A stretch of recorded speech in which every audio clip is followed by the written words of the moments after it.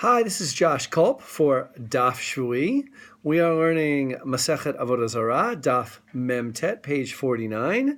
And there's a lot of great material in this daf, as there almost always is.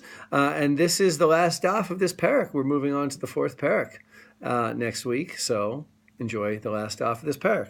The beginning, a little preview, and some of the material that we're going to be learning this week. The beginning is a machloket, a really extended machloket dispute about an abstract category that the Gemara calls zeh v'zeh gorem, which means when something has two causes, and one of them is prohibited, and one of them is permitted. So an example would be, let's say, leaves falling from an Asherah tree, from a forbidden Avodah Zarah tree. The leaves fall and fertilize some plants on the ground. Do those plants become prohibited because they derive benefit from the Asherah tree, the prohibited Avodah Zarah tree?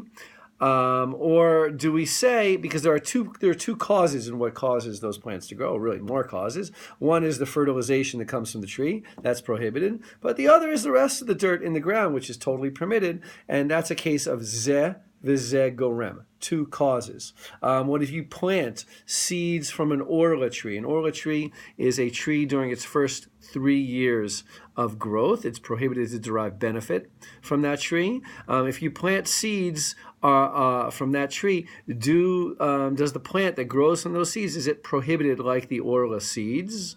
Or is it permitted because there are at least, again, two causes. One is the forbidden seeds, and the other is the ground, which was totally permitted. Then the Gemara moves on and asks the question, well, do Avodah Zarah prohibitions have the exact same rule as other prohibitions? Which is also an interesting question. In other words, even if we decided that zeh v'zeh gorem, two causes are permitted, well, do we say that the same is true when it comes to Avodah Zarah? Or is there a different status between idolatry prohibitions and other types of prohibitions? Another type of prohibition would be, let's say you've got two batches of starter dough.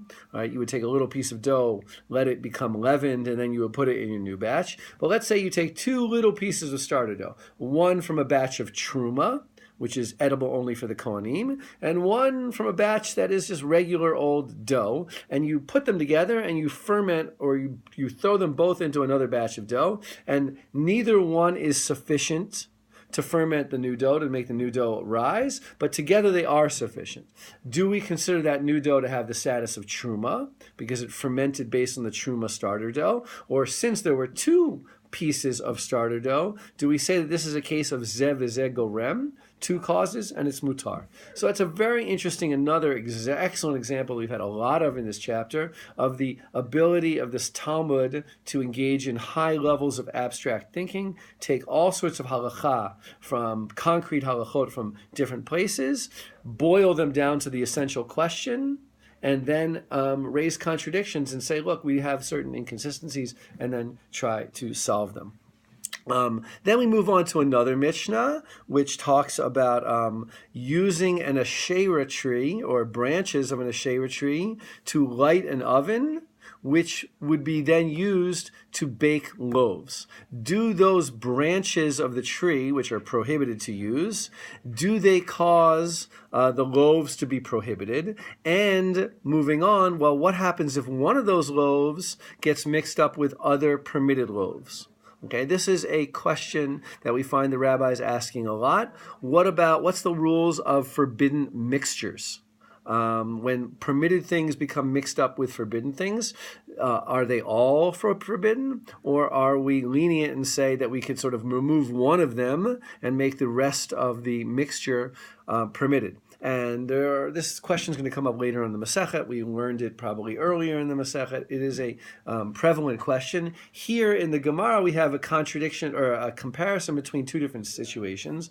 One is when this loaf, again, baked in an oven, heated by an Asherah tree's wood, gets mixed up with other loaves, versus a case where a barrel of prohibited wine, because it is yain nesech, libated wine, gets mixed up with a bunch of barrels of permitted wine, are we allowed to say, like, set aside one barrel of wine and drink the rest of them, or are all of them prohibited, even if there are 1,000 of them? And that's part of the discussion of the Gemara.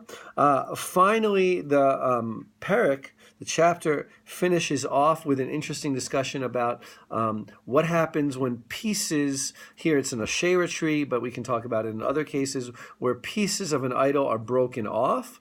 Do they retain their prohibited status? Part of the kinds of questions that the rabbis are asking here are, do people worship pieces of idolatry, broken pieces of idolatry? And when another kind of question they're asking here is, when one annuls an idol or an Asherah tree, does it have to be part of the entire idol or Asherah tree, or do we need to also annul the individual pieces as they break off? So again, there's, like I've said many times, there are a lot of abstract kinds of questions here, and I think something that you should watch out for as you learn this chapter and as you learn Talmud in general is how the rabbis artfully take concrete cases and boil them down to their abstracts and use that to compare things that to a layperson look to be completely different issues. So good luck learning the last daf, and congratulations on finishing another parak of Talmud.